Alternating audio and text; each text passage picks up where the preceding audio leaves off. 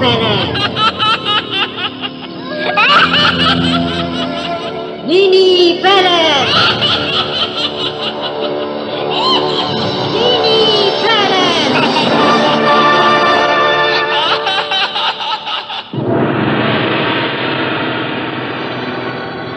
Teater Sanggar Cerita dengan bangga mempersembahkan sebuah serial sandiwara radio, Misteri Nini Pelet.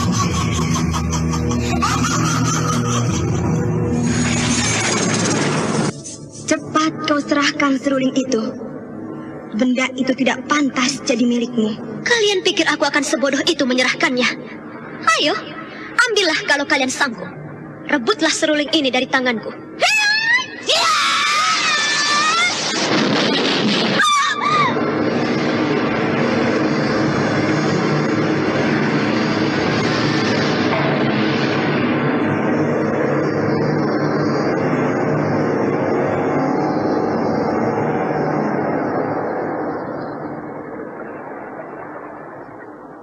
Saya ingin sekali membuka topi tudung Nyai yang selama ini menutupi wajah Nyai. Saya ingin sekali melihat wajah Nyai. Jangan, Tuan. Tidak. Saya tidak mau Tuan Restu membuka topi tudung saya. Nilam. Aku tidak bisa melupakanmu.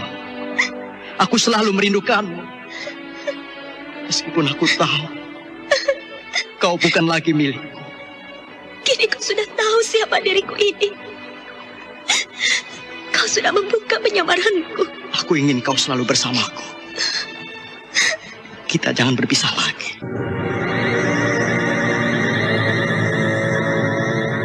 Misteri Nini Pelet.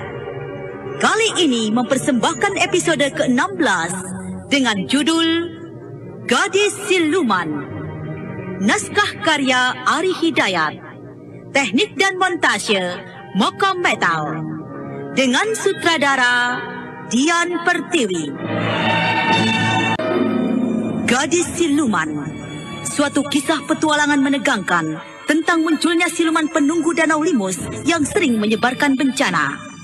Diseling dengan kisah pertemuan Restu Singgih dan Nilam Cahya yang mengemban tugas mencari sebelah lengan bayinya yang dicuri Nini Pelet. Dalam seri yang pertama ini, didukung oleh Bambang Jeger sebagai Restu Singgih, Endang sebagai Mak Jamrong, Samini sebagai Bidari, dan Lanti sebagai Dewi Sukma. Pengantar cerita, Eli Kusuma. Selamat mendengarkan. Dalam kisah jeritan di Malam Purnama, telah dikisahkan tentang misteri Danau Limus yang angker dan dicurigai Restu Singgih. Dan roh jahat yang mengganggu Nyai Mojang Ibu Bidari ternyata berasal dari Danau Limus itu. Sementara itu Mak Jamrong, nenek bungkuk yang tinggal di tepi danau dan dikenal sebagai penjaga Danau Limus itu, melihat sesuatu yang aneh di tengah danau. Sosok bayangan putih sebesar seekor kerbau muncul dari dalam danau itu.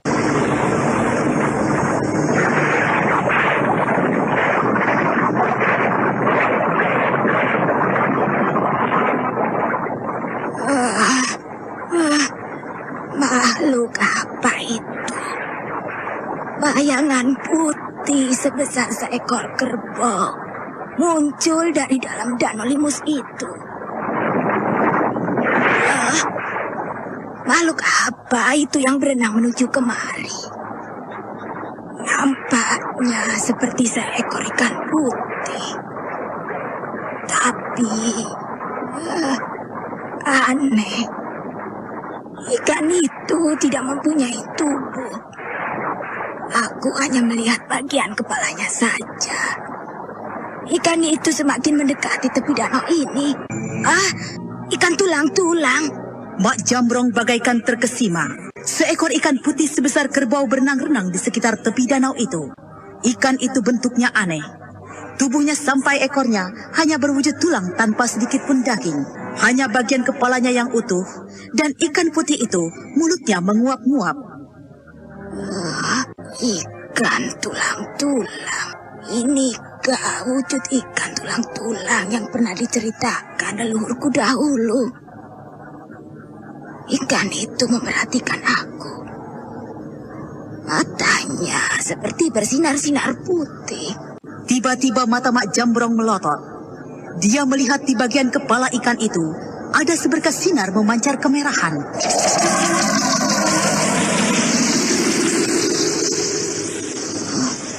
Sinar apa itu yang memancar di bagian kepala ikan itu? Sinarnya merah sekali. Nampaknya di atas kepala ikan putih itu ada sebuah benda kecil. Iya, sinar merah yang memancar itu berasal dari sebuah benda kecil di atas kepala ikan itu. Sepertinya itu sebuah batu mustika. Selamat jumpa, Mak Jambrong. Siapa yang bicara tadi? Akulah yang bicara padamu. Kau ikan tulang-tulang?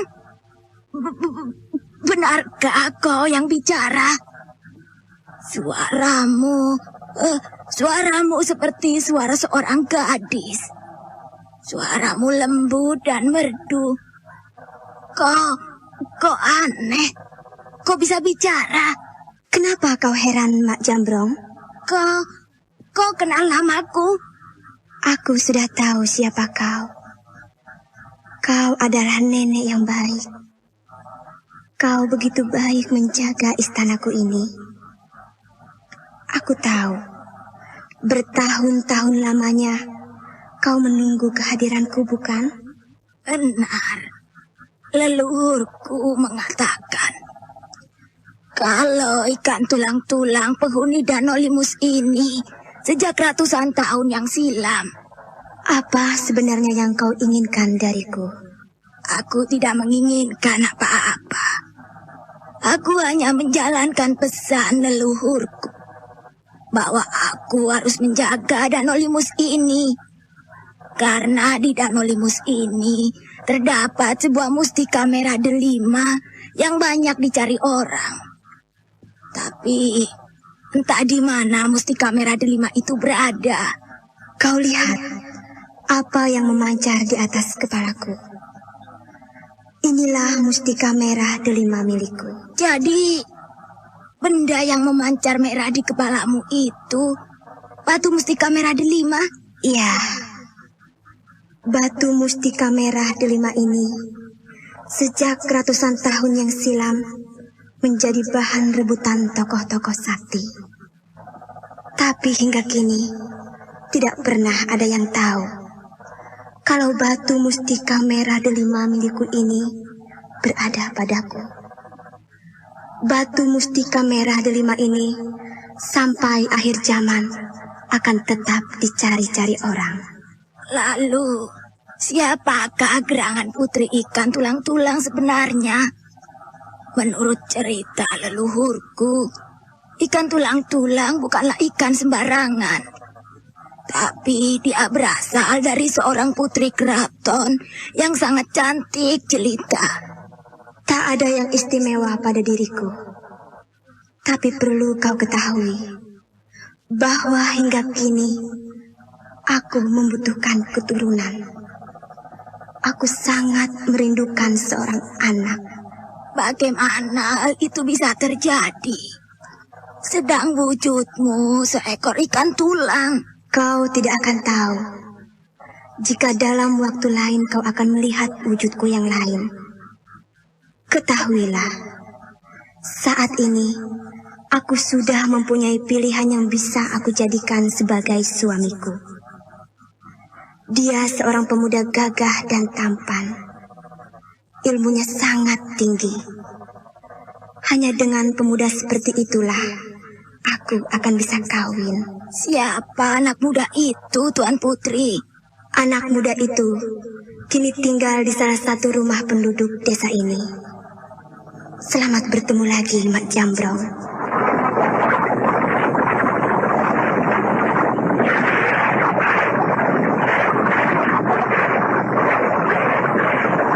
Ikan tulang-tulang itu hilang. Dia sudah masuk ke dasar danau itu. Air danau itu tiba-tiba seluruhnya berubah menjadi merah sekali. Aneh, sulit dipercaya. Air danau itu bagaikan dipancari seberkas sinar dari dasar danau itu. Seluruhnya berubah menjadi merah. Apakah semua itu karena pengaruh batu mustika merah delima itu? Iya, kukira memang batu mustika merah delima itu yang membuat seluruh air danau itu berubah menjadi merah. Luar biasa keampuhan batu mustika merah delima itu. Air danau itu berubah lagi. Kini air danau itu tidak merah lagi. Air danau itu menjadi putih jernih seperti semula. Aku yakin perubahan air danau itu karena pengaruh batu mustika merah delima milik putri ikan tulang-tulang itu. Tapi aneh, putri ikan tulang-tulang itu menginginkan keturunan. Dia hanya bisa kawin dengan seorang pemuda yang memiliki ilmu tinggi. Dan pemuda itu kini berada di rumah seorang penduduk desa ini. Siapa anak muda itu? Aku ingat. Bukankah di rumah Nyai Mojang ada tamu seorang pemuda? Iya, aku pernah melihat anak muda itu ketika mula-mula datang dengan bidari. Anak gadis Nyai Mojang. Apakah memang anak muda itu yang dimaksudkan? Malam terus merayap jauh. Di rumah bidari, Restu Singgih masih belum tidur. Dia tengah duduk di tepi ranjang tidur kamarnya.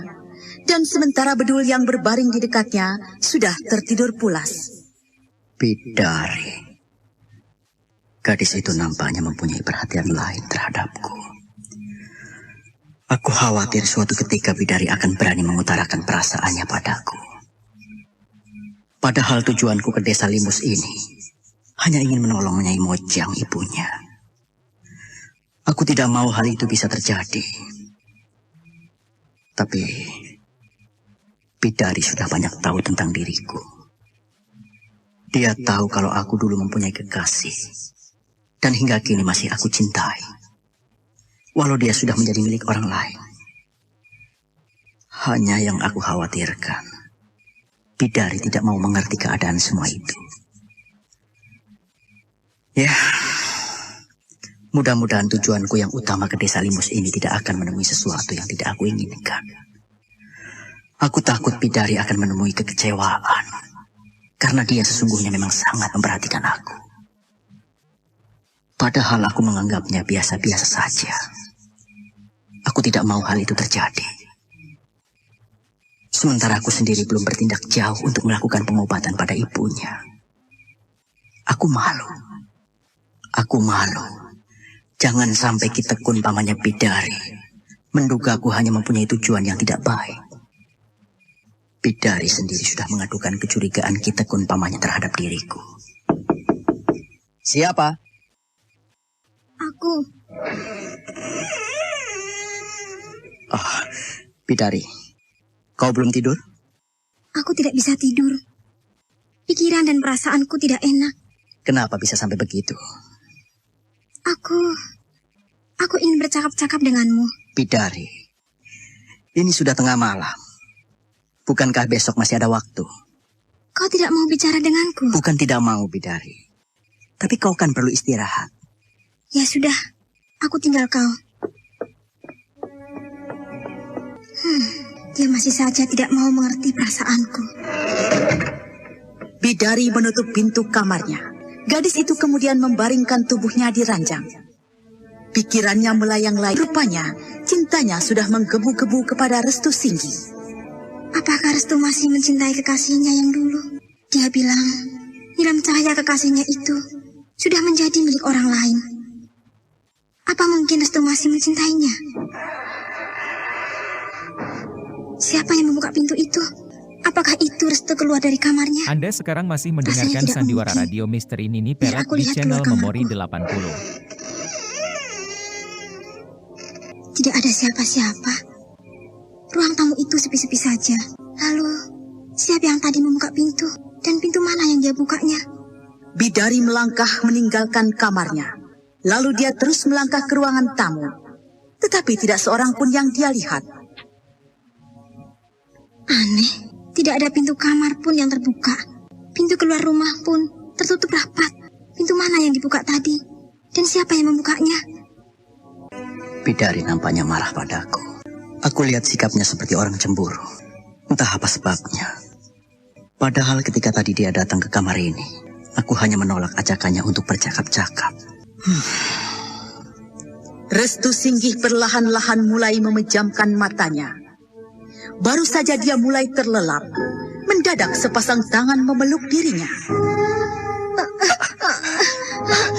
Kau Bidari, apa-apaan kau ini? Lepaskanlah pelukanmu. Restu Singgih terus dipeluki. Orang yang memeluknya itu adalah seorang gadis cantik jelita yang bergaun putih. Wajahnya memang wajah Bidari. Dia hanya tersenyum manis dan terus memeluki tubuh Restu Singgih yang berbaring itu. Lepaskan pelukanmu.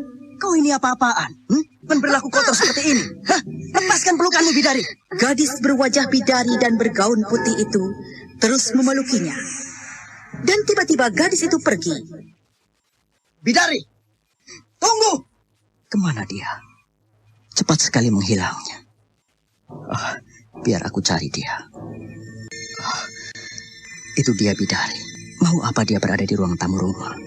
Bidari? Restu, rupanya kau belum tidur juga. Kenapa kau tanya aku begitu? Kau mau main-main padaku? Restu, kau bicara apa? Aku tidak mengerti. Bukankah kau baru saja masuk ke kamarku? Dan kau berbuat tidak senonoh padaku. Kau peluki diriku dengan paksa. Tutup mulutmu, Restu. Tidak. Bidari, tunggu. Bidari berlari masuk ke kamarnya. Restu Singgih mengejarnya. Dan gadis itu kemudian menangis di tepi ranjang tidurnya. Bidari. Aku tidak menduga kalau kau mempunyai prasangka buruk padaku seperti itu. Apakah aku ini kau pikir gadis murahan? Kau katakan aku berbuat tidak senonoh terhadapmu. Aku masuk ke kamarmu dan memaksa memeluk dirimu. Kau kejam, Restu. Tapi aku melihat jelas kalau yang datang ke kamarku tadi adalah masih kau. mendengarkan Sandiwara Radio Misteri Nini Pelet di channel Memori 80. Anda sekarang masih mendengarkan Sandiwara Radio Misteri Nini Pelet di channel Memori 80. Kau tidak mengenakan gaun putih. Gaun putih? Apa maksudmu? Ini benar-benar membuatku aneh, Bidari.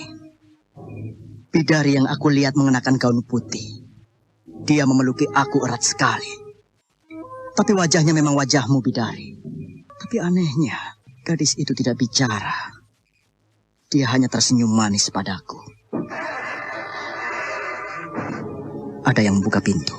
Tunggu, aku ikut melihatnya. Restu Singgih dan Bidari melangkah keluar kamar. Dan ketika keduanya sampai di pintu kamar, mereka melihat bayangan putih bergerak bagaikan kilat melintasi ruang tamu. Restu Singgih dan Bidari tersentak. Mata mereka menangkap sosok bayangan putih yang bergerak bagaikan kilat melintas di ruang tamu rumah itu.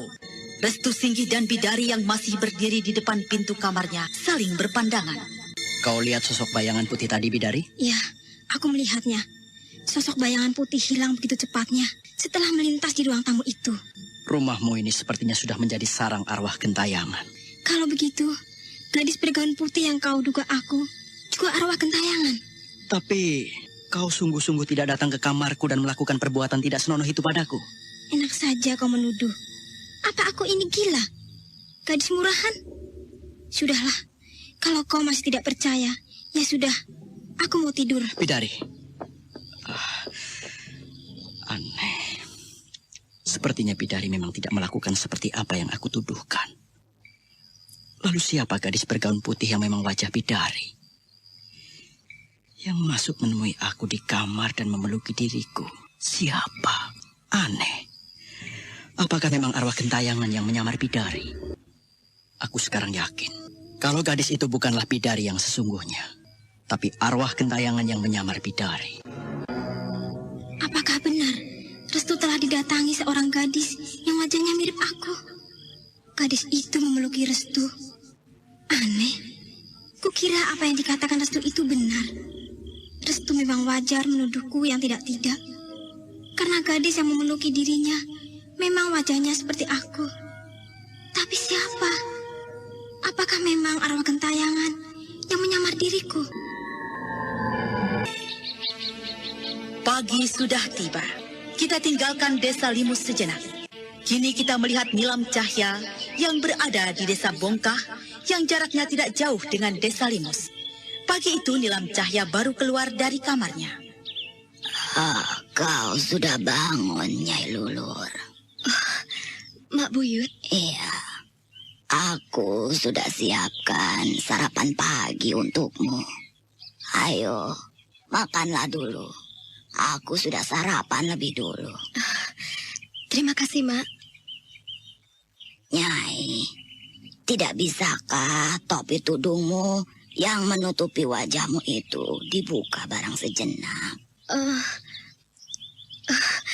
Maafkan saya, Mak. Saya tidak bisa melakukannya. Nyai Lulur, aku ini sebenarnya sangat penasaran sekali. Aku ingin sekali melihat wajahmu barang sejenak saja. Mak Buyut ini yakin kau pasti sebenarnya mempunyai wajah yang cantik jelita.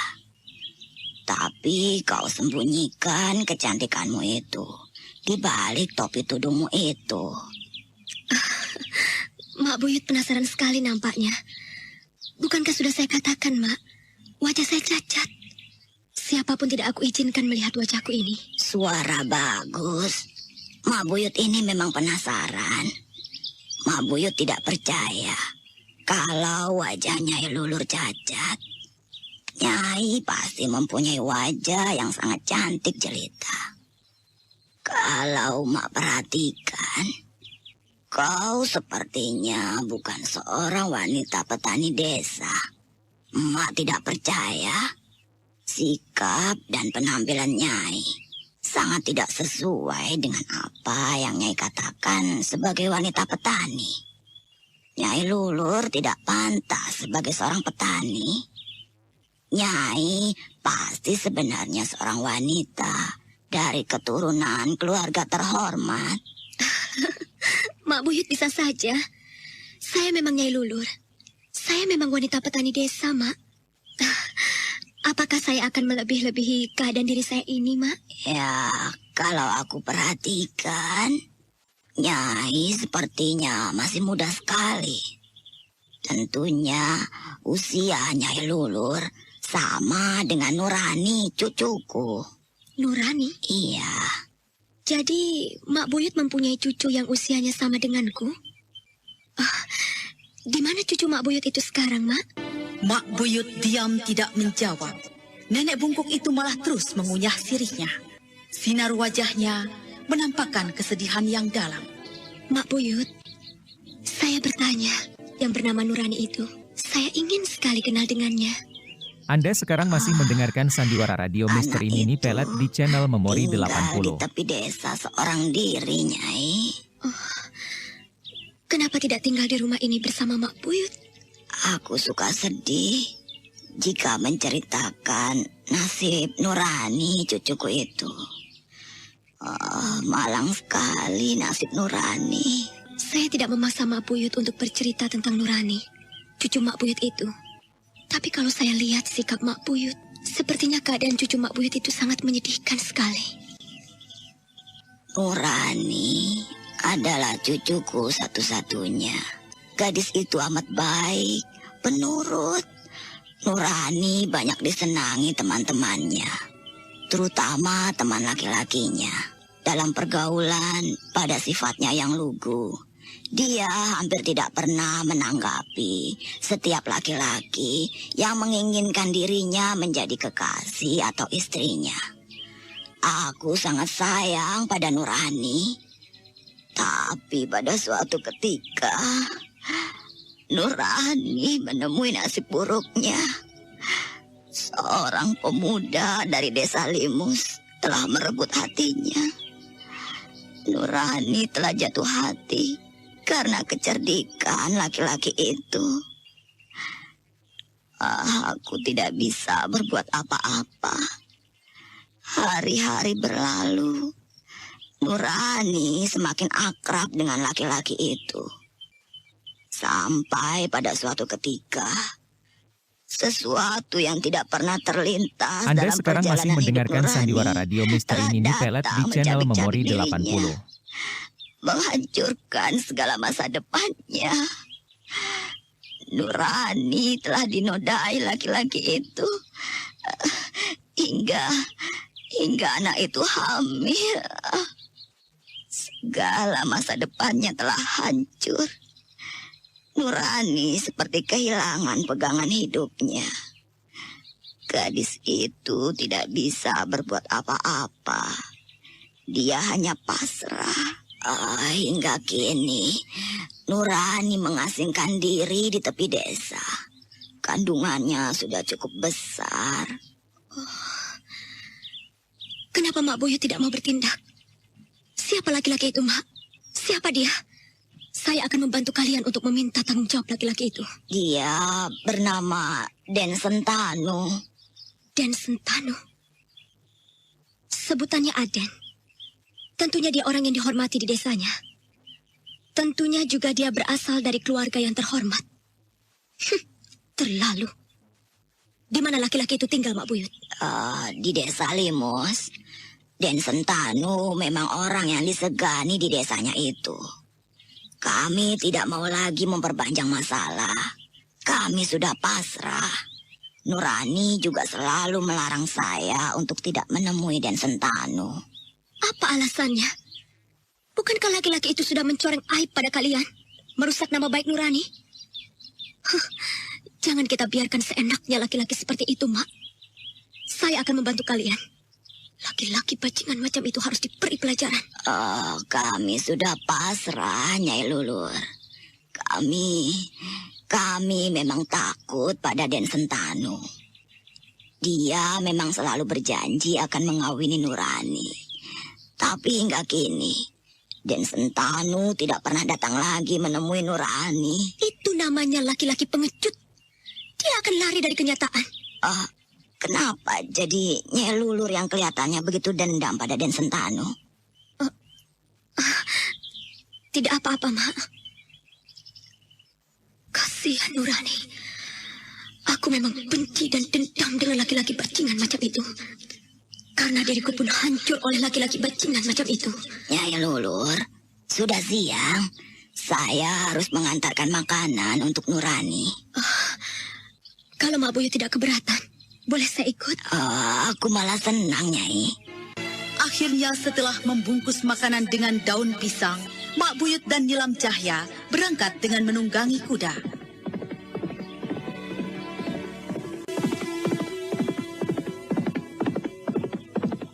Jangan terlalu cepat melarikan kudanya, Nyai Lulur.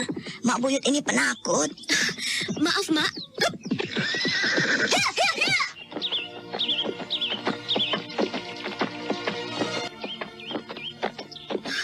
Mak Buyut, masih jauhkah tempatnya? Tidak lama lagi kita akan sampai. Ikuti saja jalan satu arah ini.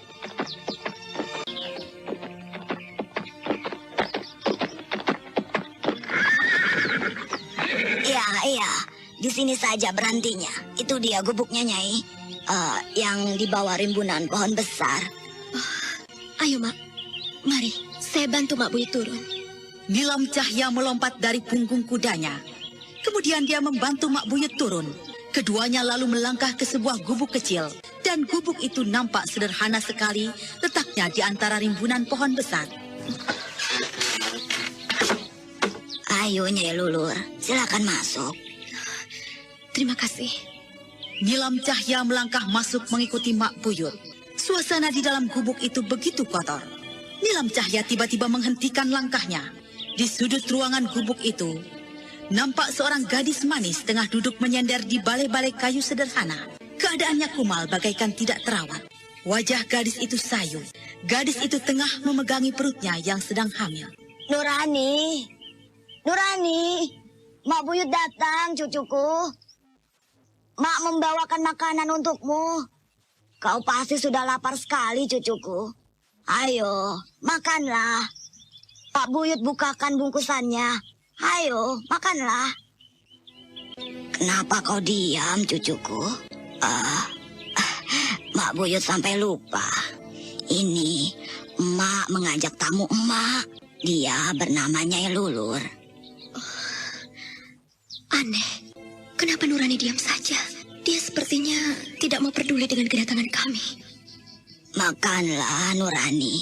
Nanti kau sakit. Sudah waktunya kau harus makan. Ayo, jaga kesehatan kandunganmu, Nurani. Kasihan Nurani itu.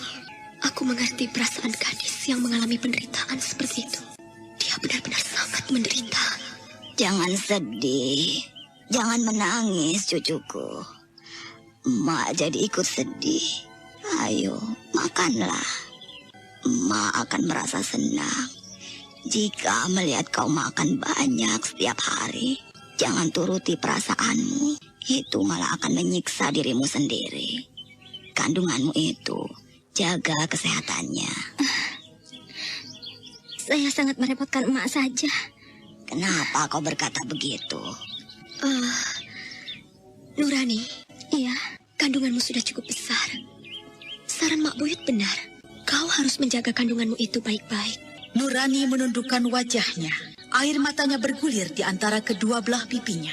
Gadis itu memperhatikan kandungannya. Dan perlahan-lahan, dia mengangkat wajahnya kembali. Kemudian menatap Nilam Cahya dengan rasa heran. Nyai siapa? Saya Nyai Lulur. Saya tamu Mak Buyut. Perlahan-lahan Nilam Cahya duduk di balai-balai kayu sederhana. Dia memperhatikan Nurani yang tengah duduk menyender di hadapannya. Nurani menundukkan wajahnya, dan gadis itu pun meneteskan air mata. Nurani, apa yang kau rasakan saat ini? Saya tidak tahu, Nyai Lulu. Anda sekarang masih mendengarkan Sandiwara Radio Misteri Nini Pelet di channel Memori 80. Saya lihat ada keputusasaan dalam sinar matamu. Buang itu jauh-jauh, Nurani. Kau cantik. Kau masih muda. Lebih muda dari aku. Masih banyak harapan masa depan yang bisa kau ambil. Masa depanmu belum mati, Nurani. Saya merasa hidup saya sudah tidak berarti apa-apa lagi. Diri saya hanya membuat beban. Ma, Ada apa, Nurani? mulai saat ini, Mak Buyut tidak usah lagi memikirkan saya. Saya tidak mau merepotkan Mak Buyut lagi. Oh, Nurani. Kenapa kau sampai bisa mengatakan begitu? Aku ini nenekmu. Dan kau adalah cucuku. Cucu Mak Buyut satu-satunya. Sudah kewajibanku merawatmu, Nurani. Apalagi kau sedang hamil. Aku bingung, Mak. Aku tidak tega jika anakku lahir. Anakku akan lahir tanpa ada bapaknya. Apa kata orang nanti? Orang akan mengatakan, anakku yang lahir adalah anak haram. Nurani, jika kau mempunyai keyakinan, percaya pada diri sendiri, kau tidak perlu mempunyai perasaan malu pada orang lain. Jangan dengarkan kata-kata orang lain. Orang lain hanya bisa menyalahkan Nurani tanpa mau memberikan keyakinan hidup. Jalanilah segala cobaan yang sedang kau hadapi. Anakmu akan lahir sebagai anak yang suci. Terimalah segalanya, Nurani. Sudah takdir nasibmu harus begitu. Nyai Lulu, tentunya Nyai sudah mendengar banyak cerita tentang diri saya dari Mak Buyut. Beginilah nasib yang sedang saya alami. Nurani, aku tidak menyalahkanmu. Tapi aku benci pada laki-laki bajingan yang biasanya hanya mencari kesenangan di atas penderitaan wanita. Nyai Lulur, kenapa Nyai jadi diam? Apakah Nyai merasa kasihan pada keadaan saya? Saya sedang merasakan apa yang kau rasakan saat ini, Nurani. Orang-orang seperti saya tidak perlu dikasihani. Saya sudah pasrah, Nyai. Itu jalan yang salah, Nurani. Kebaikan atau kebenaran harus ditegakkan. Jangan menerima dengan nasib. Saya akan membantumu. Saya akan menemui laki-laki yang sudah menghancurkan masa depanmu. Tidak perlu, Nyai. Saya tidak akan memperpanjang masalah pada Kakang Sentano. Biarlah saya jalani sendiri hidup seperti ini. Kalau terasa pahit, ini sudah nasib saya. Saya tidak mau Nyai Lulur ikut terlibat dalam persoalan saya. Kita tinggalkan Nilam Cahya. Kini kita kembali ke desa Limus. Siang hari itu seorang laki-laki setengah tua penunggang kuda baru saja tiba di rumah Bidari. Laki-laki itu adalah Ki Tekun, paman Bidari. Aku harus cepat melaporkan pada Bidari. Nampaknya hal ini bisa menjadi persoalan yang gawat. Ada apa, Paman Tekun? Kelihatannya Paman begitu gugup dan cemas sekali. Di mana Den Restu dan Bedul temannya itu? Mereka ada di kamar ibu. Oh, Mereka sedang menunggu ibu. Ada keperluan apa, Paman? Paman baru saja dari induk desa. Paman mendengar dari beberapa orang penduduk kalau kehadiranmu kembali di desa ini sudah diketahui Sentanu. Paman khawatir sekali, Bidari. Sentanu pasti akan datang menemuimu kemari. Akhirnya dia tahu juga kalau aku sebenarnya sejak lama sudah kembali. Padahal aku sengaja tidak pernah keluar rumah agar Kakang Sentanu tidak tahu sama sekali kalau aku sudah lama kembali ke desaku ini. Bagaimana menurut pendapatmu jika Sentanu datang menemuimu? Paman sangat mencemaskan dirimu. Dia memang sedang menunggu kedatanganmu. Dia juga menunggu jawabanmu agar kau secepatnya menjadi istrinya. Jika kau menolak, kau tahu sendiri akibatnya. Rumahmu ini akan diambil. Kita semua akan diusirnya. Saya akan menghadapinya. Sementara itu di sebuah rumah yang letaknya tidak jauh dari rumah Bidari, di dalam rumah itu nampak seorang pemuda gagah dan tampan tengah berdiri memandang keluar halaman. Pemuda itu adalah Sentanu. Bidari. Kenapa aku tolol? Kenapa aku sampai tidak tahu kalau dia sebenarnya sudah lama kembali? Berhari-hari aku menunggu kedatangannya. Setelah dia pergi tanpa aku ketahui. Aku hanya tahu dari bapakku Ki Tekun itu kalau Bidari semula pergi untuk mencari seorang dukun untuk mengobati penyakit ibunya. Bidari, kau tidak akan bisa kemana-mana. Kau tetap harus jadi istriku. Aku sangat mencintai gadis itu. Dan dia tidak akan bisa menolaknya. Karena dia tahu almarhum bapaknya sudah terlibat hutang padaku. Jika dia menolak, itu berarti mereka harus keluar dari rumahnya itu. Rumah itu akan aku ambil jadi milikku. Bidari. Baru saja penduduk melaporkan padaku kalau dia sudah kembali. Aku sudah rindu sekali pada gadis itu. Inilah saat terakhir aku akan meminta keputusannya. Tapi dia tidak akan bisa menolak untuk jadi istriku. Siapa siang-siang begini yang datang itu? Selamat siang, Den Sentanu. Mak Jambrong. Wah, kebetulan sekali Mak datang. Mari, silakan masuk, Mak. Saya minta maaf kalau sudah lama sekali saya tidak pernah datang menengok Mak Jambrong. Untuk itu, Emak datang menemui Den Sentanu. Oh iya? Ada sesuatu yang penting yang harus Mak bicarakan. Apakah soal upacara persembahan untuk Danau Limus itu, Mak Jambrong? Rupanya Den Sentanu sudah lebih tahu. Memang kedatangan Mak ini akan membicarakan soal upacara persembahan Danau Limus itu. Iya. Bukankah sudah menjadi suatu kebiasaan desa kita? Kalau setiap 7 purnama, kita harus mengadakan upacara persembahan di Danau Limus itu. Besok malam tepatnya bulan purnama. Hitungan emak sudah tepat 7 purnama. Kita sudah harus menyiapkan segala sesuatunya, Den Sentanu. Mak Jambrong tidak perlu khawatir. Saya memang belum pernah menemui Mak lagi. Tapi kalau soal persiapan upacara persembahan Danau Limus, sudah sepekan yang lalu saya menyiapkannya, Mak. Penduduk sudah saya kerahkan. Bagus. Syukurlah kalau begitu. Bukankah Den Sentanu tahu akibatnya? Apa yang bakal terjadi jika satu kali saja kita lupa atau melalaikan upacara persembahan itu? Desa ini akan dilanda malapetaka besar. Danau Limus akan memuntahkan airnya. Danau itu akan menenggelamkan desa ini. Dan penyakit aneh akan menjalar di seluruh desa Limus ini.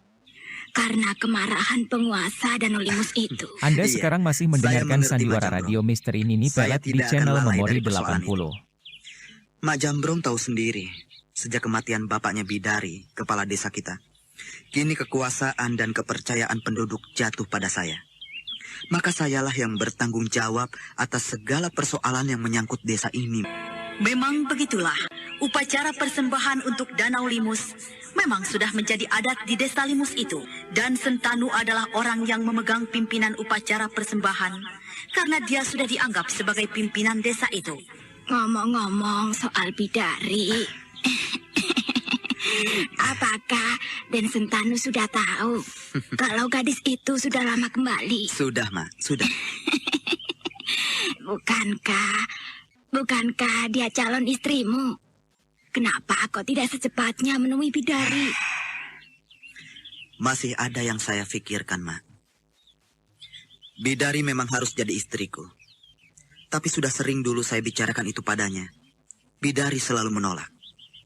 Ibunya pun sering membantu agar Bidari memang tidak kawin denganku. Tapi kini aku bersyukur. Ibunya itu kini tidak akan bisa berbuat apa-apa lagi. Karena dia sedang sakit. Bidari harus mau menerima keinginanku. Mak percaya Bidari tidak akan menolak. Den Sentanu gagah dan tampan. Orang kaya. Bidari gadis yang cantik. Kalian pasangan yang serasi. Cepat-cepatlah Den Sentanu. Ya, maunya memang begitu, Mak. Tapi saya belum menemui Bidari. Ini adalah jawaban terakhir. Dia harus memberikan keputusan. Lalu, bagaimana dengan kekasih Dan Sentanu yang ada di desa Bongkah itu? Nurani, maksud Mak Jambrong. Siapa lagi kalau bukan Nurani? Bukankah Dan Sentanu sering cerita banyak tentang hubungan kalian? Dan Den Sentanu pernah mengatakan kalau Nurani sudah Den Sentanu nodai. Tentunya Nurani kini sedang mengandung besar. Saya sudah tidak memikirkan Nurani, Mak. Kini yang sedang saya pikirkan tentang Bidari. Karena saya harus cepatnya melangsungkan perkawinan itu, Mak. Mak senang mendengarnya. Tapi bagaimana jika seandainya Nurani datang menemui? Itu hal yang mungkin terjadi Dan Sentanu. Segala kebahagiaan Dan Sentanu dengan Bidari bisa hancur jika kehadiran Nurani tepat pada waktunya. Mak Jambrong, tolonglah saya. Bantulah saya, Mak. Saya tidak ingin hal itu bisa terjadi, Mak. Bagaimana mengatasi Nurani, Mak? Apakah saya perlu membunuh gadis itu? Membunuh adalah pekerjaan yang mudah, tapi besar resikonya. Tapi Dan Sentanu jangan khawatir. Emak akan memikirkannya. Terima kasih. Yang penting sekarang, urusi saja urusan Dan Sentanu dengan Bidari. Terima kasih, Mak. Terima kasih. Mak rasa sudah cukup Dan Sentanu. Mak akan menunggu jika Dan Sentanu akan menemui Mak. Baik. Mak permisi, Den. Silakan, Mak. Mak Jambrong. Nenek itu sangat baik padaku. Ya, aku menghormatinya. Mak Jambrong dikenal sebagai penjaga Danau Limus itu. Besok malam adalah malam 7 purnama. Aku memang sudah mengerahkan penduduk dan menyiapkan upacara persembahan Danau Limus itu. Nurani. Gadis itu memang jadi pikiranku juga. Dia bisa menjadi penghalang kebahagiaanku dengan Bidari. Nurani. Gadis itu tentunya memang sudah mengandung. Iya, aku perlu berhati-hati. Senja baru saja tenggelam dan langit pun gelap mencekam. Sementara itu Bidari tengah merenungi nasibnya di hadapan tanah kuburan bapaknya yang ada di halaman rumahnya. Rasanya aku bingung juga. Bagaimana jika Kakang Sentanu datang menemui aku? Walau dia sudah tahu jawabanku, aku akan tetap menolak untuk dijadikan istrinya. Hutang tinggal hutang. Tapi harga diriku bukanlah barang dagangan yang bisa ditukar dengan hutang piutang almarhum bapakku. Tidak, aku tetap tidak akan menerima lamaran Kakang Sentanu. Bapak, maafkan anakmu. Dulu semasa kau hidup, kau yang meminta aku untuk kawin dengan Kakang Sentanu. Dulu semasa kau hidup, kau memaksa diriku agar aku mau menerima lamaran dari Kakang Sentanu. Bidari anakku. Bapak, kaukah itu? Jangan bersedih, anakku. Bapak, di mana Bapak? Kau tidak akan melihat wujudku. Bapak datang karena mendengar kesedihanmu. Bapak tahu, Bidari, kau dan ibumu sangat menderita. Tapi terimalah segala cobaan yang sedang kalian hadapi. Bersabarlah, Bidari. Bapak mengerti perasaanmu. Bapak tidak memaksamu untuk kawin dengan Sentanu. Itu semua ada pada dirimu sendiri. Kau yang menentukan sendiri. Nah, Bidari, jagalah dirimu baik-baik. Jagalah ibumu. Selamat tinggal, anakku.